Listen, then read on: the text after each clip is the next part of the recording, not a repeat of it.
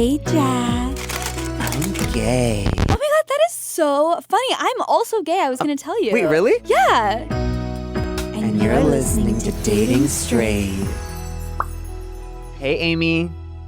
Hey, Jack. Hey, Kara. Hi, thanks for having me. Okay. Thank you so much for coming. I listened to your podcast all the damn time. I found you during quarantine, and it's been so grounding to listen to. So today we're joined by feminist rock star, master certified life coach extraordinaire, Kara Loewentheil. Kara Loewentheil. Fuck. Just go with the first From name. Unfuck Your Brain. Just Kara. It's Kara. fine. Just forget Okay. the rest of it. I was trying so hard that it just didn't work at all. So before we jump into the episode, please make sure to rate, review, subscribe, go to Patreon. We do all the things. So make sure to check it out. Absolutely. So, Kara, Yes. you Kara. are a life coach. Amazing. And we need it. This is great. I help feel like us. I don't even know. All I have to do is show up. You guys are already impressed. I'm ready. Well, I guess it's because I've already listened to Right. We're many already best hours of friends your and I just don't know podcast. about it. Yeah. Yeah. I'm a chicken. Absolutely.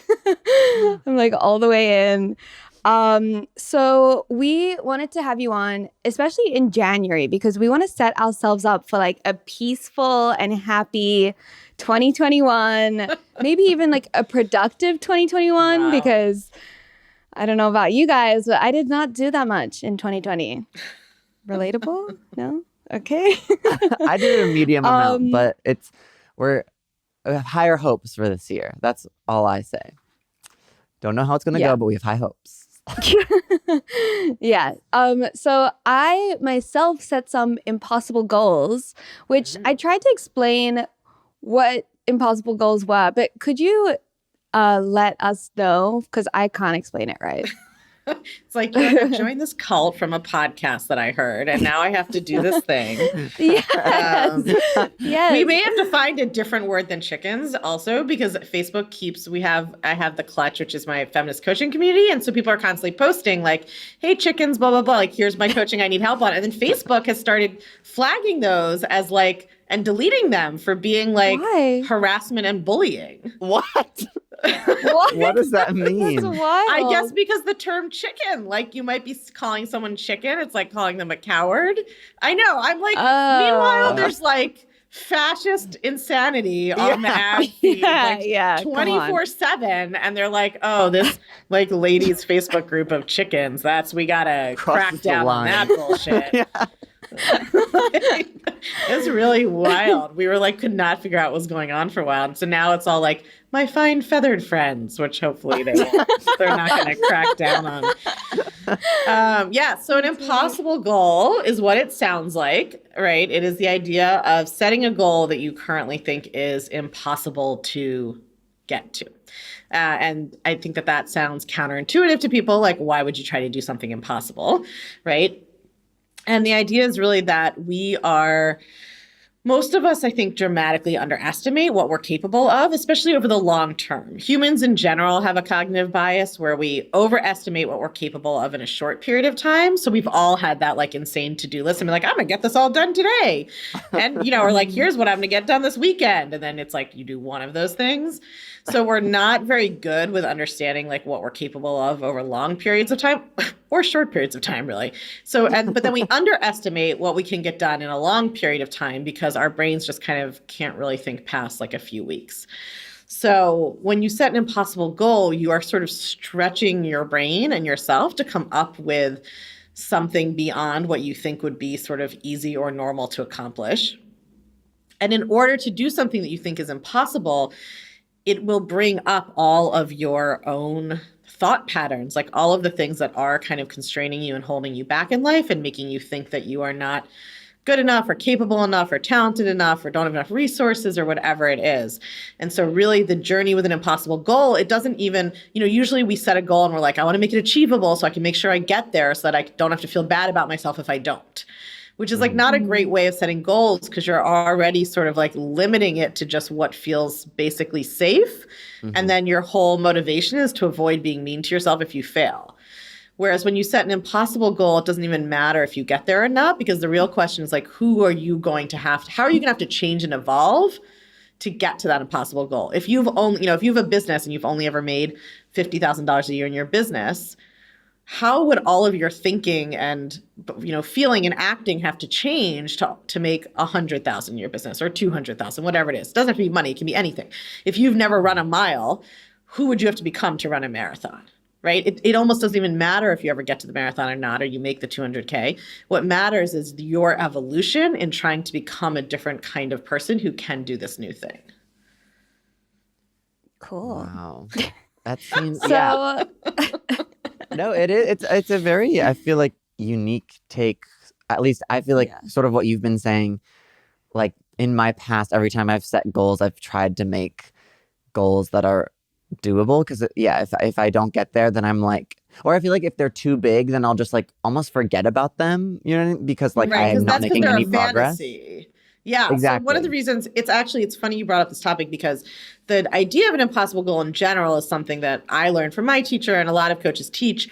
And I usually don't teach it. I've had the podcast for like 4 years now. This is the first time I've ever taught on the podcast, because I attract a lot of people who are perfectionists, and which means that they are constantly having big, perfect ideas of how they're going to like change everything and do everything differently. And then just like you're saying, it's just like hypothetical. It's not even, they like already sort of know, right? That they're never going to do it. And they don't really make a concrete plan to do it. Or if they do, if they screw it up even once, if they're trying to run the marathon and they like miss one run, then it's like all over, they fall off the wagon. Yeah. So I actually usually teach this tool like only once people have already worked through all of that perfectionism, because a lot of us set goals to either feel better about ourselves, which won't work because you can't like get yourself there by feeling bad about yourself, right? Or because we think our life will be better when we accomplish the goal, which is also not how life works.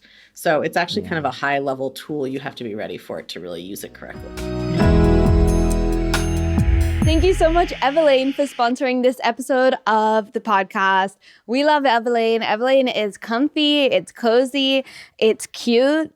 Building your wardrobe is a continuous journey of finding what makes you feel the most you. This year, discover fresh favorites that do more than fit your style and shape. Evelyn's Everyday Essential fit your resolution and help make a difference in the world. Yes. As you can see by my little modeling that I was just doing earlier, I'm wearing my Everlane sweatshirt right now. It's lovely. I wear it all the time. It's cute. It's like my uniform. I wear it around my house. I wear it outside. And it just is like good quality. Nothing's like fraying. And the quality is so good. And it's nice and soft. And yeah, I just love it, truly. And I'm sure they have something that you will love too. Get a solid start on the year with dependable everyday essentials like this from Damn Good Denim. True, by the way. Just super soft loungewear. Also true. Oh my God. Yeah. Yeah. Wow. And yeah, you shop pieces from accessories, comfy base layers, lightweight athletic wear, active wear, and more. Simple designs that complement your wardrobe, premium quality with a transparent, more affordable price. And Everlane partners with the best and most ethical factories in the world, so you can feel good about your fit. So go ahead and get some. Yeah, you better. So go to everlane.com/dating and sign up for 10% off your first order plus free shipping. It's easy returns, 60 days from your ship date, which is long. That's 10% off your first order when you go to everlane.com/dating and sign up. So thank you so much, Evelyn. We stan you. Yes, we do. And you know what else we stan? What? Best Fiends. That is also true. Let me tell you something a little bit about Best Fiends. As we know, it is the only game to me, for me. The only game. It is an amazing puzzle game. Sometimes I just found myself like, forgetting the state of the world and just like doing my little puzzles and, just like minding my own business and vibing with Best Fiends up until 3 a.m. It is a great way to pass the time. And it also is really like it starts off easy, kind of tricks you, but then eventually you start being like, oh, Miss Best Fiends here actually has a point, and it's making you smarter, making you more creative, and is a lovely puzzle game. The only puzzle game, as I've said. It's true. When Best Fiend says the fun never ends, that's not an exaggeration. True. There are 5,000 levels and counting. So if you'd worried about getting to level 3,000, don't worry, because there's so many levels. There's always another update. There's always more levels, fun changes to the game based on fan feedback. Just don't blame us if you end up getting obsessed. So download Best Fiends free today on the Apple App Store or Google Play. That's friends without the R, Best Fiends. Thanks, Best Fiends. Well, how do you, because I think I might struggle with perfectionism. Like, how do you get through that? What are some tools that you could offer someone like me? It's so soothing watching you pet your cat. They can't see it in the camera, so yeah, she's got her. That's a literal cat. There's a literal feline in her lap that she is petting. It's very soothing. I'm like a little bit like in a little like I feel like I'm being like she's petted like, into a sleepy state just watching this. My cat. She's like drooling all over me. Also. She's like extremely happy. She is fine with 2021. She's like, this is. Oh yeah. Cats are such a good reminder though of like how it's your human mind that creates your suffering, you know? Like my cat is totally chill. He does not care what's happening. He's not worried about the news. He's fine. How do you deal with perfectionism? I think that's a big project, right? A lot of when I work with people, that's what we're working on. I think that the whole reason that we're perfectionists is that we don't have self-acceptance the way that we are, right? So we think that we have to be different in order to be good enough. And so I think that's where you always have to start is by working on that kind of self-acceptance, self-love piece, which is very concrete. Like it's not, you can't just be like, okay, I've decided to love myself today. Like you don't know how, or you would have done that already, right? Totally. Yes. Which is how a lot of people teach it. And so you have to really learn, what I call thought work. People call it different things, but it's like the process of identifying exactly what you think about yourself and then working over time to shift those thoughts little bit by little bit, right? And so I think with perfectionism especially, it comes from the idea that you're not inherently worthy or good enough as you are, right? You need to be different to be good enough. And so I think I like to just, brains are crazy illogical. So I like to really one of my, I think, most powerful coaching tools and techniques is just to like play around with your ideas. We hold our ideas so firmly. We're like very attached to them and just sort of like playing around with whether they even make sense. Like who decides, like when does your worth become conditional? Everybody thinks that a newly born baby is unconditionally worthy. So is it like at 1 year old, at 2 years old, at 5 years old? I play this game with people all the time and it's wild. Everybody has a different age and it's very specific. Like one person will be like 9 years old. That's when your worth becomes conditional. And then one person will be like 18. Yeah. And then once I had somebody say 6 months in utero because she had absorbed a twin in utero and she had been like subconsciously thinking about that since then. Yeah, like everybody has different brains are crazy, right? So you have to really like dig in there and be like, does my belief system make any sense? Like, does it make sense that people can be worthy and then they become not worthy, but then you become worthy again? Or like who decides, right? Who's in charge? Like if you grow up in the woods and you didn't know any humans, or you were like you playing around with those ideas and really getting curious about your own beliefs is one of the best ways to start to shake them up a little bit. Yeah, that's one of the things that I always love to say. I mean, I don't know if this is exactly what you mean, but it's sort of kind of similar. I feel like maybe this is a reach, but like my favorite thing is to be like, I know nothing, like to believe that I truly, truly know anything, even about myself, is like a fool's game because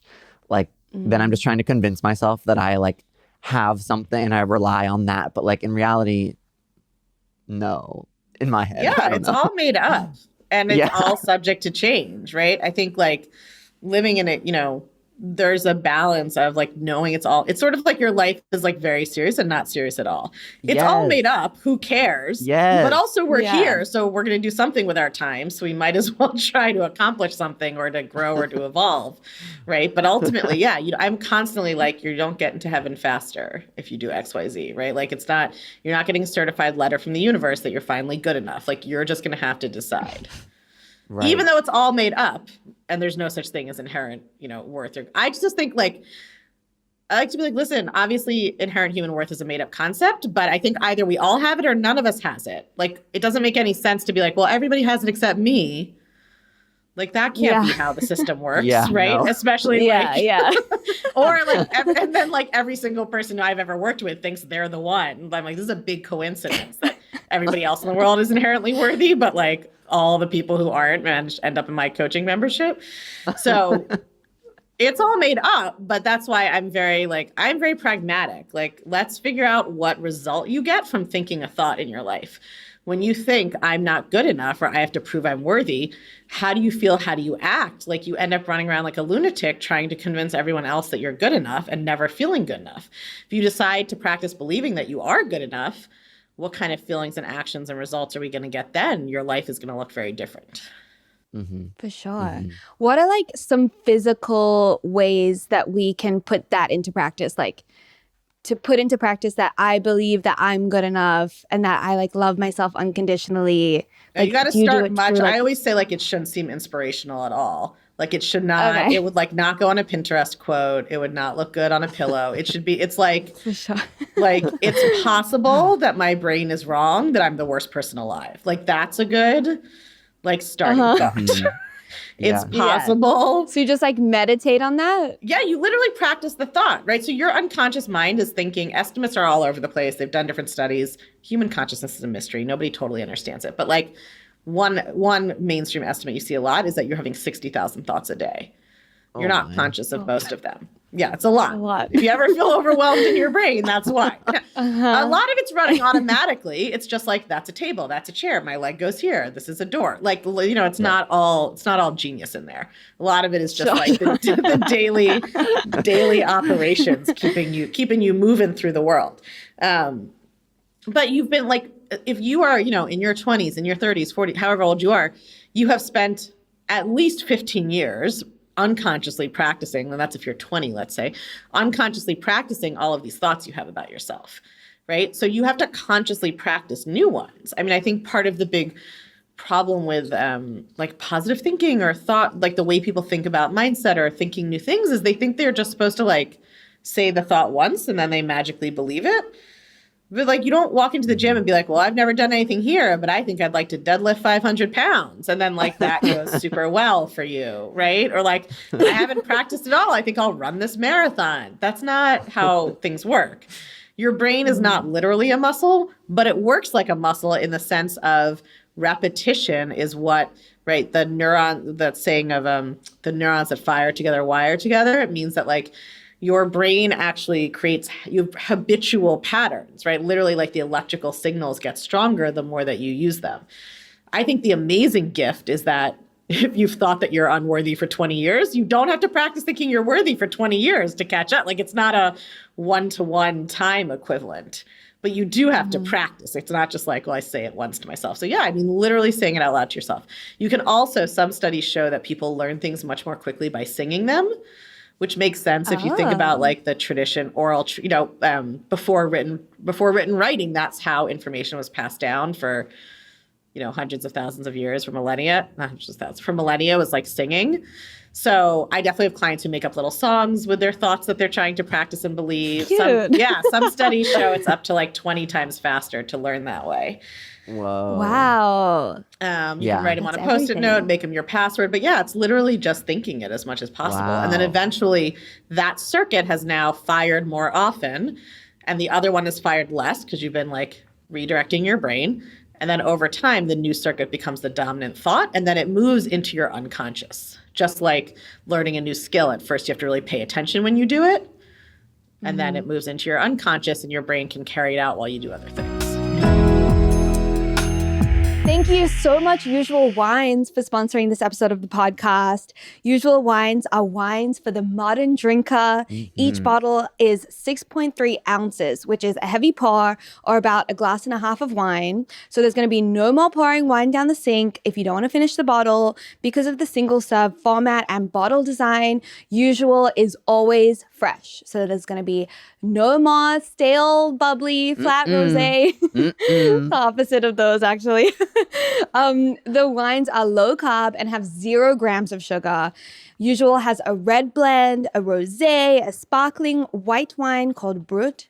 They also have Usual Spritz, a low alcohol, 8.5%, low calorie wine spritzer that's made of sparkling wine and guava juice. Oh my God, it's like a White Claw for grown-ups. And it's only 83 calories per serving. Well, let me tell you a little skinny. bit about Usual Wines. They did not ask Tell for my me. personal endorsement, but I'm going to give it. I loved it. It was so good. Like they said, the pours, the serving sizes are just perfect. You get a little extra. And it was really yummy. They come from like world-class areas where the grapes are grown, like Sonoma and Santa Barbara and Napa and all of those places that like mean something in wine. And they did mean something. They were really good. So go check out their website at www.usualwines.com and use our discount code DATING for $8 off your first order and try your first glass on us. Thanks, Usual Wines. That's awesome. I must try that. The way that I found your podcast is because I realized that like I have really poor body image. Is that like the right way to say that? Yep. So I think I literally searched like body image on the podcast app, and that's how I found your podcast. And that is so like I was so conditioned to believe that to be a certain weight meant that I would be successful.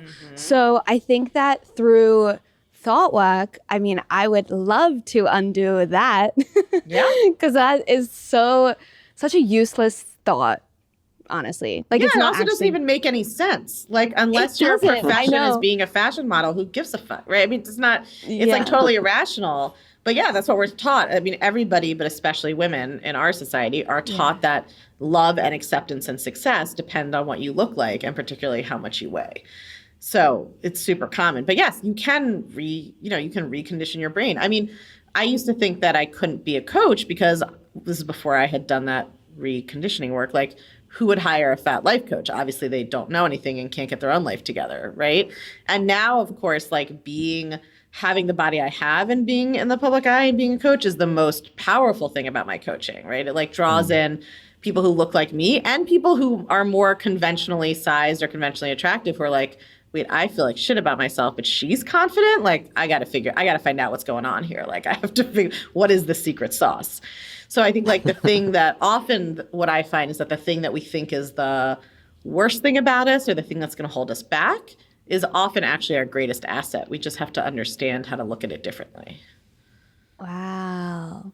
Shit. Yeah. Honestly, everything you're saying, I'm like, damn, like that is wonderful. Yeah, why is it that it's like mostly women who get so caught up in body image? It's just like how society has trained us. And why did society do that? Why did society do that? I too would like to have Yeah. a word with society about its bullshit. I think body weight and size, first of all, obviously this like can depend based on cultural context and where you are, but there's a lot of factors. But in general, this is a big, I don't want any like anthropologists screaming in my DMs. This is a big generalization, but just as a way to understand things. Historically, when food was scarce in many societies, right? Before we had modern agriculture and the Industrial Revolution, it was like people spent most of their time trying to like get enough food to live, right? Being larger was actually a social status symbol, right? So it was harder to be larger because that meant that was a sign that you had enough food, you had more than enough food, you didn't have to probably do any manual labor, right? So that was like a sign of wealth and class. Humans have usually quite hierarchical societies. And so there's always this sort of, there's often this sort of class division. And so historically being bigger was a sign of wealth and superior class. And then we get modern agriculture, we get the Industrial Revolution. All of a sudden, there's quite a lot of cheap, plentiful food in some places in the world, obviously not everywhere, but in America and in most Western countries, even though there is still obviously a social hunger problem because we don't have the correct distribution networks. Mm-hmm. So it became easier to be larger and it became harder to be thinner because the food is modified. A lot of it is processed. People aren't as physically active because of the change in work and because of the Industrial Revolution and now the technological revolution. There's pollution. There's endocrinological changes from pollution. Like there's a lot of factors, but basically it's just completely flipped 180 degrees. Now it takes money, time, and effort to stay thin and to look thin. And so that has more social status. There's also in America specifically like a fucked up but fascinating association between diet culture and thinness and slavery. So in like the 1830s and 40s, women's magazines in the United States started, and this work is I always blank on her name, but I actually like should Google it because I want to give her credit. It's important to do that. It is what is it? I will tell the story while I'm looking for the name. But there's basically women's here we go. Her name is Sabrina Strings. She wrote this book, Fearing the Black Body, The Racial Origins of Fat Phobia, which is a fantastic book. But basically, she talks about how in the 1830s and 40s, women's magazines in the United States started publishing articles saying that white women should try to be thin and restrain their eating and have a slim figure because that was more moral and godly and civilized as compared to Black and enslaved women who were, lazy and fat and gluttonous. So it's like this very, very explicitly articulated kind of white supremacy that created the obsession with diet culture and thinness and that association with like class and morality in the United States. Personally, I feel like sort of on the opposite spectrum. Like I am a really thin man, gay man, and like that is, I feel like, so not wanted in the community. And I wonder why that is too. There's got to be something also just as deep that I need to explore. Yeah, well, I think like it's, the studies will show that certainly there's a higher incidence of eating disorders among gay men compared to straight men. And I think it's the same. There's all lots of deep theory, right? But it's the similarity is that both gay men and straight women are kind of socialized or conditioned to believe that they need to be sort of attractive to the male gaze is the kind of defining thing about what makes them attractive or worthy or good enough. And so anytime you are making sort of your physical appearance should be X way, and that's the determining factor of if you're going to find love and happiness, people are going to feel alienated from their bodies, develop eating disorders, have poor body image, right? Like in any population, that's what you're going to end up with. Mm-hmm. So then I guess my question is, like, because I also am a part of the male gaze, like, how do we deconstruct that from within, like, as someone who contributes to that problem? Do you know what I mean? Yeah, I mean, well, first of all, and women contribute to it too, right? Like women police other women's bodies and women cooperate with. I mean, we're all patriarchy is bad for everybody, right? It's not like sort of men are bad and then the poor. It's like we're all. It's not about individuals in the sense that like it's a structural problem.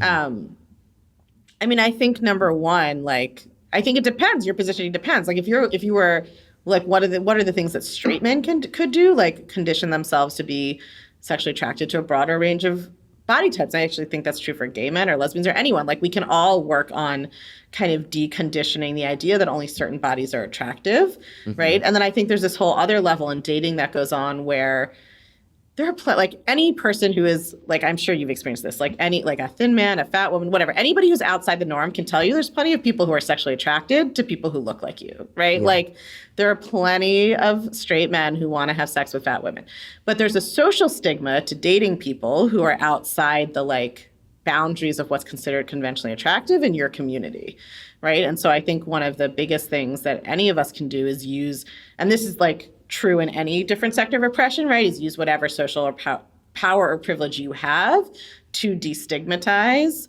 people who are, you know, the sort of experience of or intimacy with people who are in a different marginalized identity. So I think like we can, and we all have it internalized too, right? Like I also have been conditioned to think that like thinness is more attractive than fatness. And I will say, like, when I did my body image work on myself, I changed my view of women's bodies. And then I went back into dating and I was like, oh shit, I got to do this all over again for men's bodies. I mean, yes, I'm straight and I'm dating men. Like, I had to decondition not just my view of my own body, but like, what are my thoughts about the body? What am I attracted to?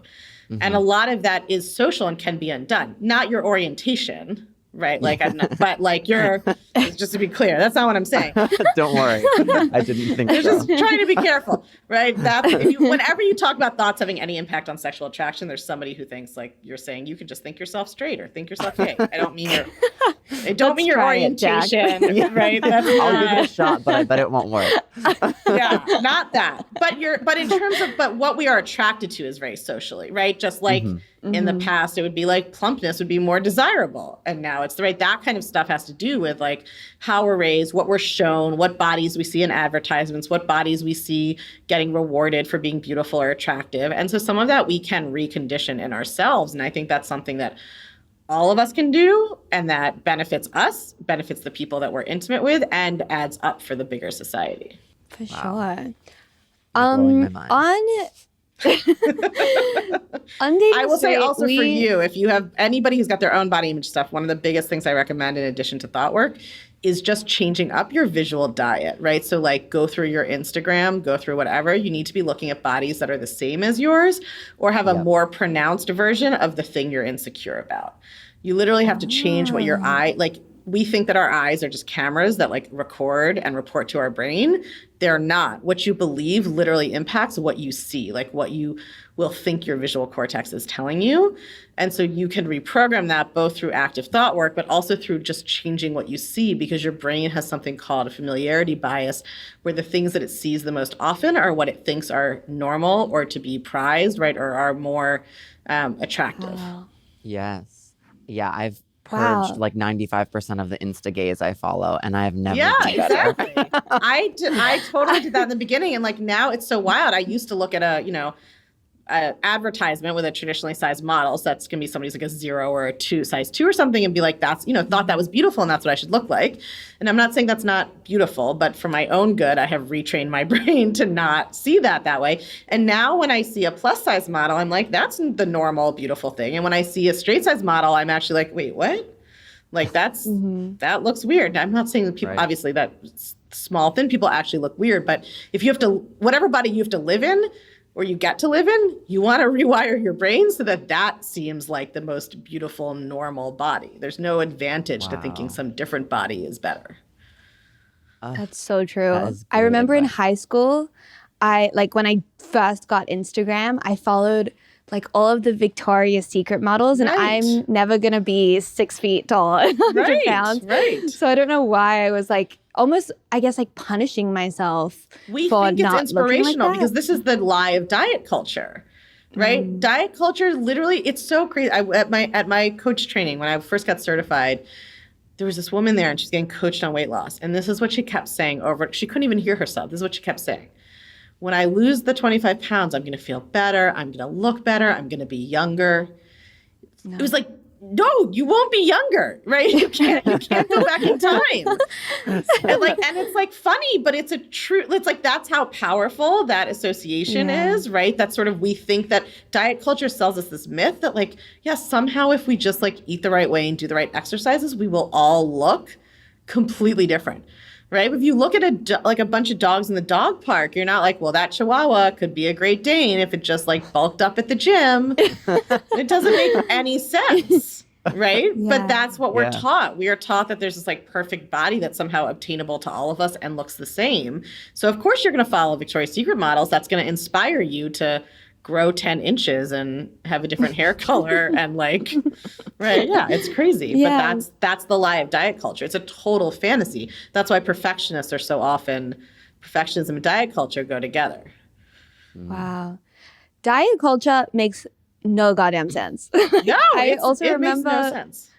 yeah, I remember in high school, like all of, I'm shocked, like Kardashians selling skinny laxative tea, Oh my which God, yeah. feels so illegal.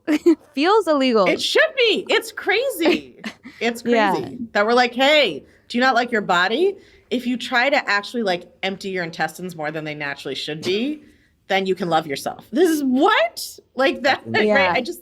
I feel like when people look back, they're just going to be like, I mean, this is also potentially controversial, but like, you know, I mean, I think beauty culture in general, like, why are we shooting our faces full of poison so that we can't move our eyebrows? Like, what? That's like just completely normal, right? Like, there's Yeah, such for I mean, sure. diet culture and ageism, like, it's all related. This sort of incessant kind of inability to cope with the natural progression of time and aging and to try to always look young and look the same as everyone else. I think this is on my mind also. I did an episode this week on my podcast all about this sort of like desire for conformity and how anything great in your life is produced by being different, not by conforming.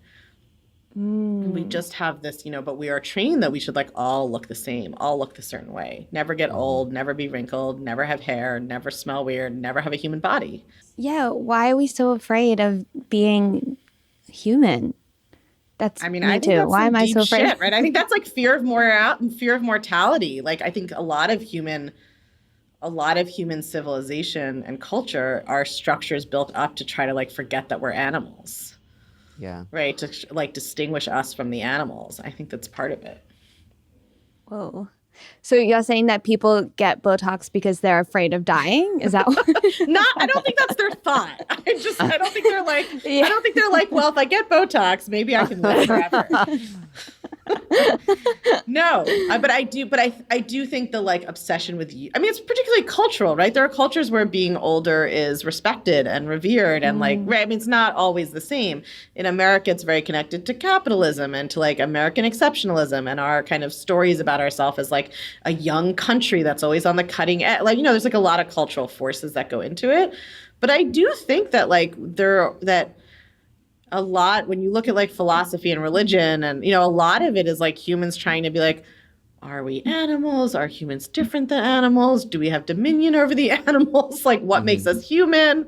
What makes us like, right? I mean, it's like a lot of anxiety around being a human, being an animal, and yeah, and like the ultimate mortality. I do think this sort of like, if I can just preserve my youth, I don't have to make peace with the passage of time.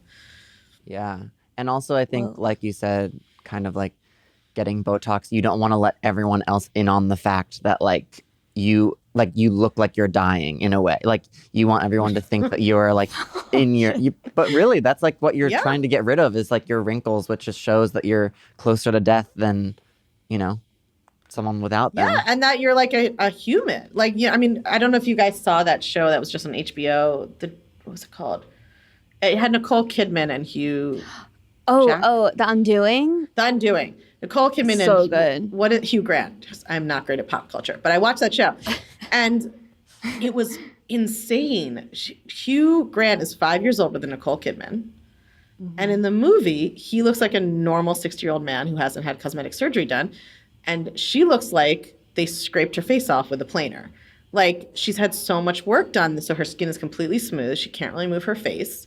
She can't really make normal expressions. And it was so striking just to have her next to him. I think he's more natural than a lot of men in Hollywood. Like, he's had, Sure. you know, but it's like our pictures of what it looks like to age are completely bananas and like don't match reality. And then everybody feels terrible about themselves for having a normal aging human body.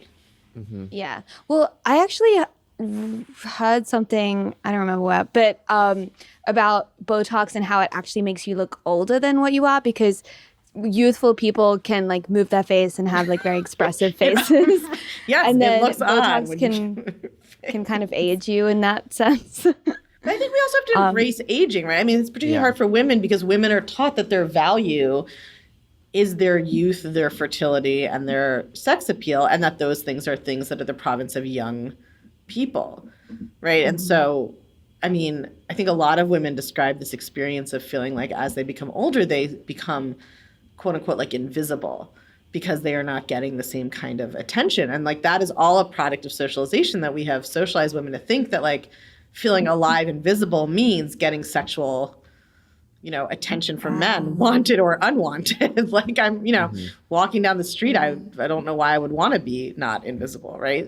But I think that's, I mean, I think about this a lot as somebody who has a not, who has a larger body. Like, yes, on the one hand, there's downsides to living in a fat phobic society like this. On the other hand, I feel so grateful that like I have already had to do this work just to be happy. Like, I don't fear aging. I don't fear the loss of my, sort of like pretty privilege. Like, I don't have my self-esteem based on that because I had to do the work to base it on other things. And I think, it's easy to envy people who look a certain way and are conventionally beautiful, but age comes for us all, that starts to change, right? And you often see those people having like real kind of crises, and those are the people who sometimes go overboard on the surgery or whatever else, trying to like hold on to that identity because that's what they base their self-worth on. Right. And then also that's kind of like, in the case of Nicole Kidman, like that's probably like how she thinks she's going to get jobs, like how she's going to book and it's Hollywood a professional jobs. problem. Totally. Yeah. And I don't blame her. I'm not like she's bad. Yeah, she's stuck in this whole problem like the rest of us, right? She's just and like in an her example. industry, that's the norm. But I do just think it's kind of fascinating how normalized it is now humans have always been kind of obsessed with doing things to their body, right? I mean, there's like lots of cultures have body modification as part of their culture in different ways, different rites of passage. But I do think this particular version where it's all aimed at like often a lot of body modification in a lot of cultures is like you're supposed to see it, right? It like shows that you've like gone through some rite of passage or you've reached some certain point in your life or you're part of a certain tribe or group or like, it's like supposed to be ornamental and obvious. And then we have this kind where we're just trying to like pretend that we just unnaturally never aged past 26. Yeah. It's got to also be, well, it's not got to. I'm just theorizing, but I'm thinking like I wonder if it's something about also like women and purity and also like Christian purity of like not tainting your body with tattoos and not, like all of that and remaining just like innocent and pure. I don't know. I do think a lot of it is, I mean, I think the Christianity, where I see the Christian stuff coming in is this sort of, is that rejection of the animalness of the body, right? I mean, Christian theology is a lot about that sort of purity of the spirit and sin of the body. I just did an interview this morning with this company called Lemonada Media, and we were talking about sex and kink and whatever, and they were asking like, how did you, what was your kind of education growing up like, and how do you think that impacted your kind of comfort with sex? And I really do think being raised Jewish is like a big part of it for me. Like it was just not, the Jewish cultural view of sex is not the same as the Christian cultural view of sex. Like that, the whole idea that sex is sinful and something to be avoided, and that like the highest, like the closest to God are the people who are celibate and are priests and nuns. Like we don't have any of that. Right. That's not a thing. Like having, I mean, if you're religious, you are supposed to only have sex in marriage. I'm not saying it's not a perfectly sex positive culture everywhere, but like having, like once you're married, at least having sex as a mitzvah is a good deed. There's a mitzvah, a good deed that a man is supposed to pleasure his wife. Like there's all of this, like much more, I think, connected to the sex and sexuality, which is our, physical, more animal side. And Christianity is kind of very like, tuck it all away, hide all the animal. Like don't, don't look at any of that. Like that's wrong. The sort of like people have dominion over animals. Animals are base. Yeah. And then there's all that gender, right? Men are the mind, women are the body. Like all of that is Christian theology also.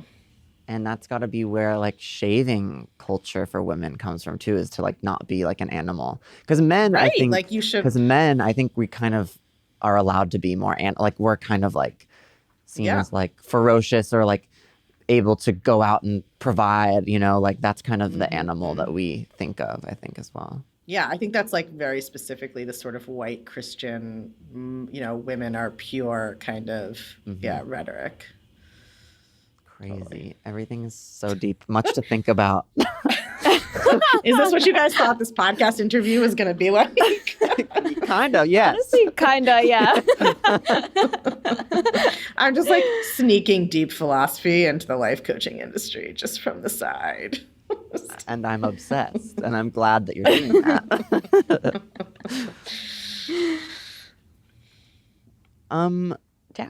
We're all just stunned into silence. We're like, well, yeah, like, I need now a moment. now we got to go back to Aristotle, and this podcast is over. I did want to ask you, this is another sort of like personal problem, but I'm sure that a lot of people are going through this because it is kind of a global pandemic after all. As I said, I just graduated college, and I like moved home with my parents reasonably. I haven't reached all of the, you know, goals that I would have liked to coming out of college or fantasized about. You know, don't have a job. I mean, we make some money through this podcast, but not enough to like survive right now. Only gotten like one job interview after like 50 applications or so. So I wanted to know, like, how do you feel like people like me should work to feel successful while sort of being disappointed in like our current world and the current capitalistic structure? And that's a big question, but how do we make peace with the decline of democracy and late stage capitalism? Yeah. And is there ethical consumption? No, I'm kidding. Yeah. I mean, like I said, I'm very pragmatic. I'm like, listen, I don't think the revolution's coming in my lifetime. So we're going to have to like figure out how to live in the current world that we have. So I'm actually going to, I think I'm going to go back to like really the life coach hat here, which is I think that, I think a lot of people are obviously struggling with this. And you see, even if you like look at the memes, there's sort of like the war of memes, one of which is like, of course you couldn't get anything done and you're sleeping all the time and whatever. It's a pandemic. Just be nice to yourself. And then the other one, which is like, you know, you can do anything anytime and like work hard, whatever, right? Who do I believe? Yeah, but I think it's a false duality, right? And the answer is actually like and, not or. Because I think that the reason that people ricochet is that they have goals for themselves. Maybe they don't meet them. Maybe life turns out differently, right? And then they think the only options are, it's like either I have to believe I could have done more and then I have to blame and be mean to myself, right? Or I have to go this extreme other route, which is being so compassionate and empathetic for myself that I just like give up on accomplishing anything. And just, right? And I think it's like a false dichotomy, right? I think that the answer to like where you are is to do both, is to take what I call massive action, which is like if you do want a job that enables you to move out of your parents' house, then you do whatever it takes to get that. But that doesn't mean berating yourself, being mean to yourself, stressing yourself out, right? It doesn't mean all of the like painful self-criticism that I think is really what burns people out more than the like writing a bunch of job applications. Right? All of the sort of dispiritedness that you're describing comes from believing things should be a certain way, having certain expectations. And then when those don't happen, thinking that means something has gone wrong. Things shouldn't be this way, right? I mean, this very like Buddhist, your suffering is resistance to reality. That's what creates all human suffering, right? Is wanting things to be different than they are. Yes. And I think like the work, a lot of what I try to do is articulate a way that we can, from a social justice perspective, but I think it's true in our personal lives too, want things to be different and work towards that without emotionally resisting things being the way they are now. Yeah. Yeah, I think you're right. I mean, I say that all the time, like lower my not lower, but like get rid of those expectations. But just it is manage definitely them. Manage. That's the word.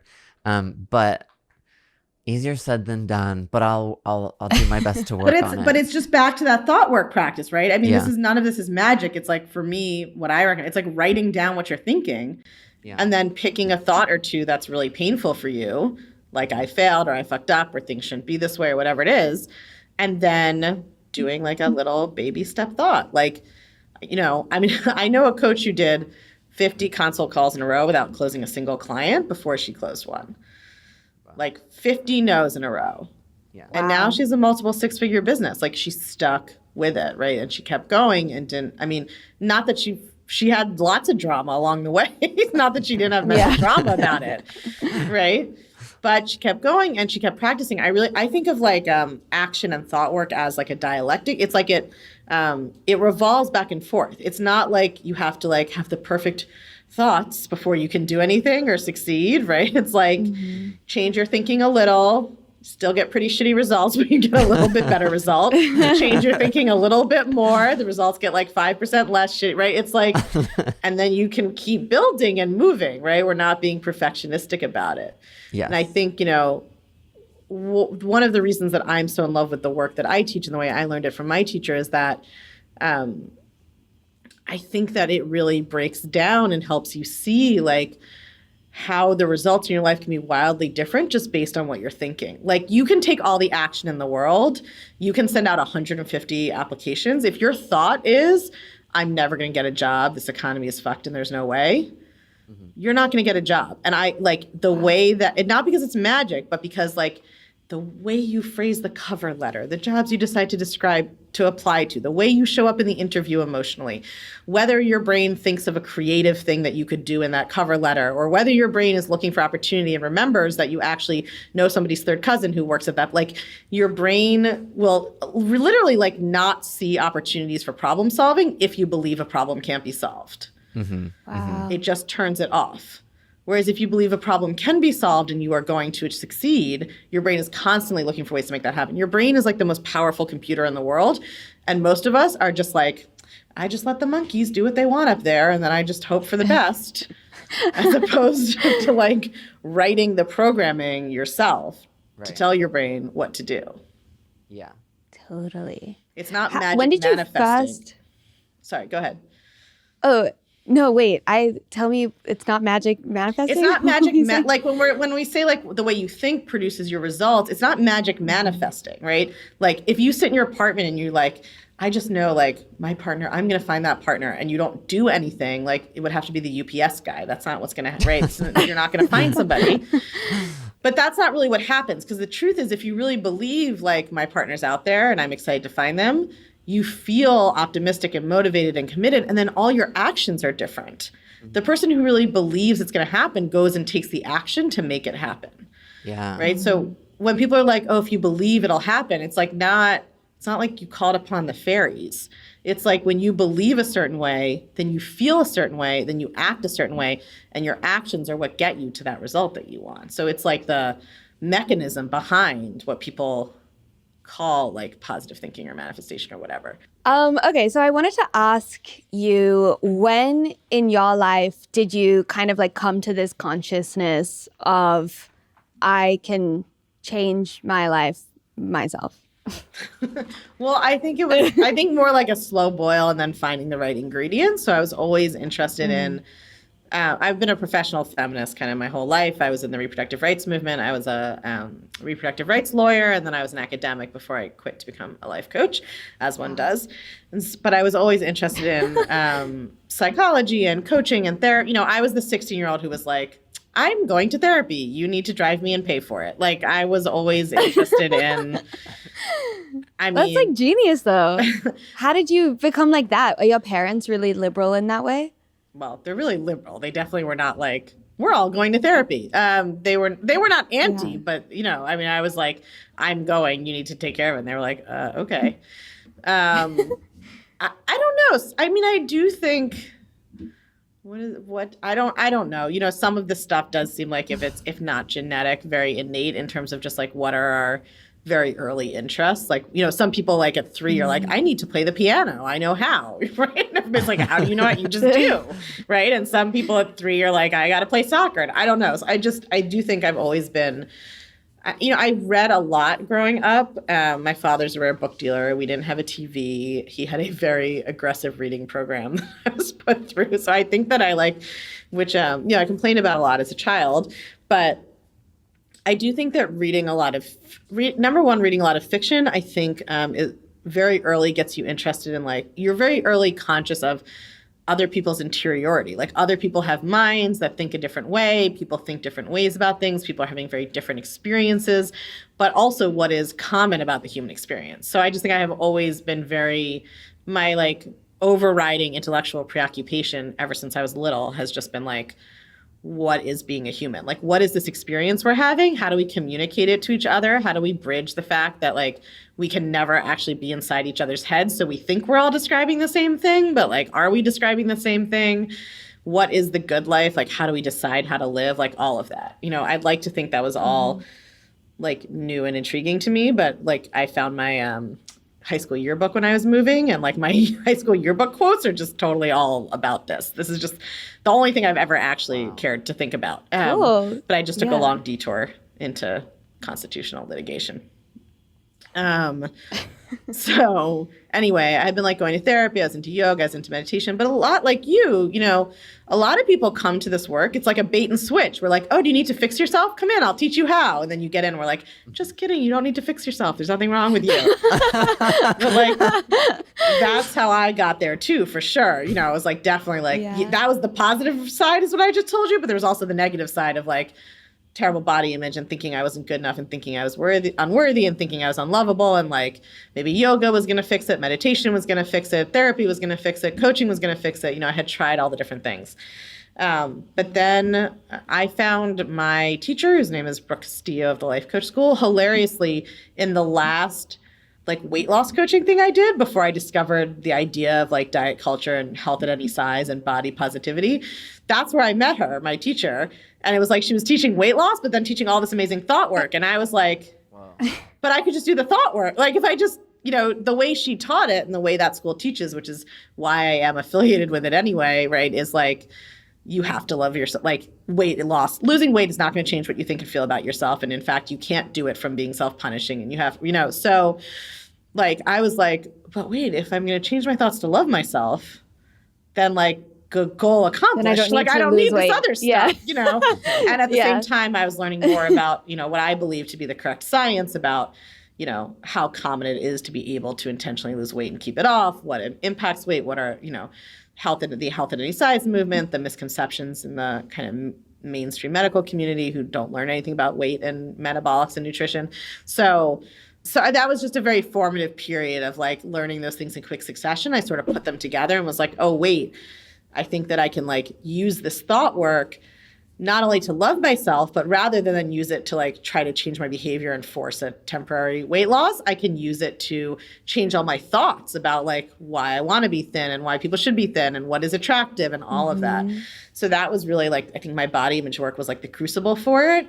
And I did that work. And then that was so transformative that I started applying it to other areas of my life. And 8 years later, there you go. You've quit your job at Columbia Law School and you are a life coach on the internet. That's what happened. That is so cool. Cara, thank you so much for coming on Dating Straight. I'm a big fan. So if people want to hear more about thought work, where can they find you? Thank you for having me. I also think it's hilarious. We barely talked about dating at all. You can find me at my podcast. So true. We never talk. You're this dating. We just bring you in that way, and then we teach you. Then we teach you the philosophy. My podcast is called Unfuck Your Brain. You can find it anywhere you find podcasts or at unfuckyourbrain.com. Thanks for listening. I'm Amy Oddman. I'm Jack Dodge, and this is Dating Straight. See you next Tuesday. We could be broken-hearted lovers.